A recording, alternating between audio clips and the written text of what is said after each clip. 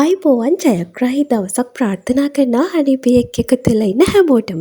ඉතින් අපි හිතුවා තමන්ගේ උත්සාහයෙන් ජීවිතේ ජය ගන්න කැප වෙන ඔයාලා වෙනුවෙන් සුළු රැකියාවක් විදිහට පයිප් ක්ලීනර් වලින් කරන නිර්මාණ 100% නොමිලේ මේ YouTube නාලිකාව ඔස්සේ පියවරින් පියවර ඔයාලත් එක්ක බෙදා ගන්න. හනිබී අපිව subscribe කරලා bell icon එක click කරලා තියාගන්න. ඒ වගේම අපේ Facebook පිටුවත් follow කරලා තියාගන්න වීඩියෝ එකක් දාපු සැනින් ඔයාලට බලන්න පුළුවන්. ඉතින් අද මම හිතුවා මුලින්ම ඔයාලා මේ නිර්මාණය කරන්න ගන්න පයිප් ක්ලීනර් එක ගැන සාමාන්‍ය දැනුමට අවබෝධයක් ගන්න විස්තර ටිකක් කතා කරන්න. කවුරු හරි ඔයගෙන් ඇහුවොත් මොනවාද මේ මල් හදන්න ගන්න ඒවා කියලා ඔයාලට පුළුවන් ඒ අයටත් එතකොට ඒ ගැන කියලා දෙන්න.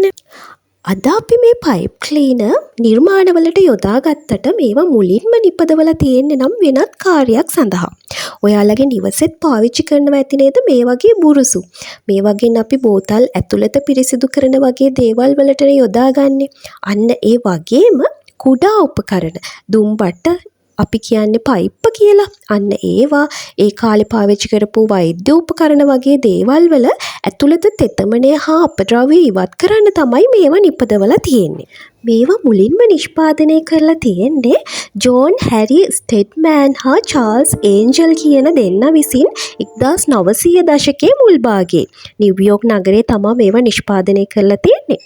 ඉතින් එච්චර ලොකු ඉතිහාසයක් තියෙන පයිප් ක්ලීනර් අද අපි ලස්සන පාටවලින් නිර්මාණය කරගෙන නොයෙකුත් නිර්මාණ සඳහා යොදා ගන්නවා. ඔන්න ඉතින් මේ ගැන ඔයා දන්න දේවල් ඔයාගේ අදහස් පහලින් කමෙන්ට් එකක් දාගෙන යන්න අමතක කරන්න එපා.